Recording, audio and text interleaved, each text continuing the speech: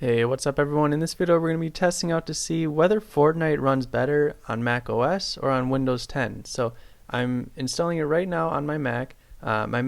Here's kind of the specs of it. 2.9 gigahertz Intel Core i7 processor. This is the MacBook Pro 15-inch 2017 model with the Radeon Pro 560 graphics card with 4 gigabytes of dedicated VRAM. So I also have 16 gigs of RAM, which I don't know if that'll make too much of a difference, but yeah, so we have Fortnite downloading on macOS right now. Later on, we will install Windows 10 in Boot Camp, so it's going to be running on the same computer, just different OSs, so that will hopefully give us the most fair results in this video. So I'm going to have it use the default graphics settings, or I guess the graphics settings that it thinks best matches with my computer specs. So here they are. It's pretty much everything on high at 1920 by 1200. So this is a 16 by 10 aspect ratio display, so it's not 1920 by 1080, it's 1920 by 1200. So right off the bat with these settings, we're getting about 15 to 20 frames per second just in this lobby screen. So not the most favorable results right now, but let's go ahead and load up a game and we'll find out, see how well it actually runs on this MacBook Pro with macOS.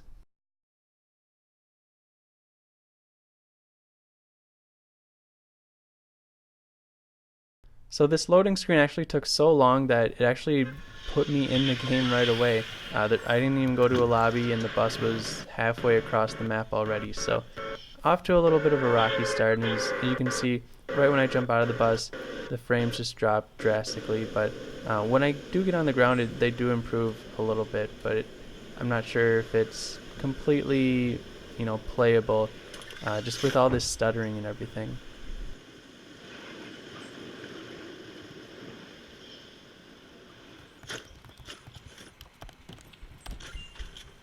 So I play Fortnite quite a bit on my PS4, so I know the way around and everything, and what to do.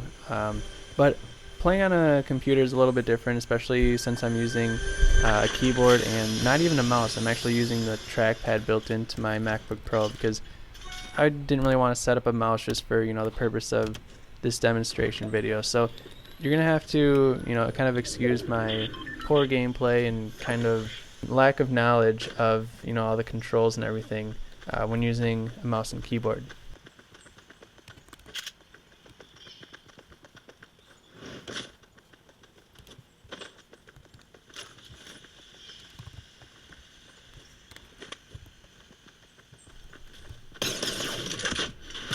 So I was able to get 2 kills before I eventually killed myself, but anyway, for the most part in that clip, the frame rate was in the high 20s to low 30s. So I wouldn't really consider that playable, especially since you can play this on a console at 60 frames per second. So I'd want to see the frames per second quite a bit higher. So we're going to drop it down to 1280 by 800, and in the lobby screen you can see much better results here. We're getting in the mid 30s for frames per second.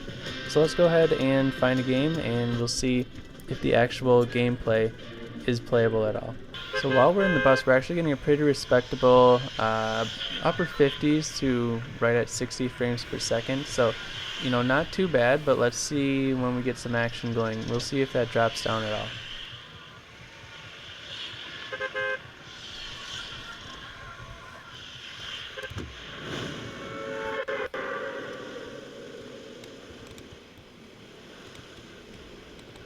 So as you can see, there's quite a bit of stuttering when falling from the bus, but that's kind of expected. There's just a lot going on at one time, so I'll give it a pass on that. Let's see when we land on the ground and start moving around. We'll see how well that frame rate actually holds up.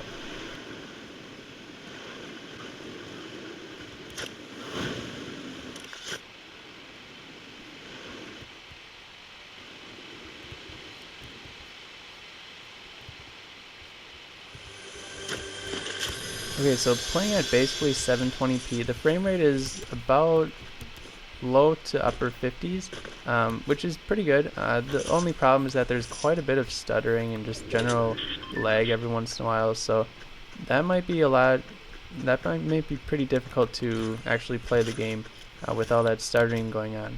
But other than that, it seems to be able to handle the game if you drop the settings down quite a bit. So let's go ahead and jump over to the Windows side and see if we can get any better results.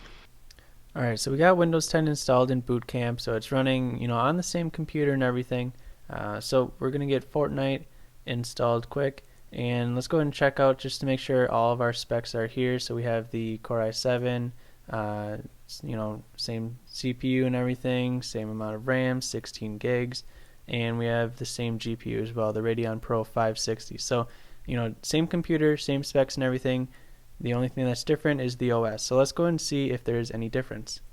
Alright, so just so we're all on the same page, this MacBook Pro is plugged in and it's on the best performance mode, so it shouldn't throttle back the CPU or GPU unless it, for thermal throttling purposes, but it's not gonna, drop the CPU down at all just to save some battery life. It's gonna go, max speed as much as it can. So checking out these settings that it automatically chose, pretty much the same settings as last time. So 1920 by 1200, pretty much everything on high.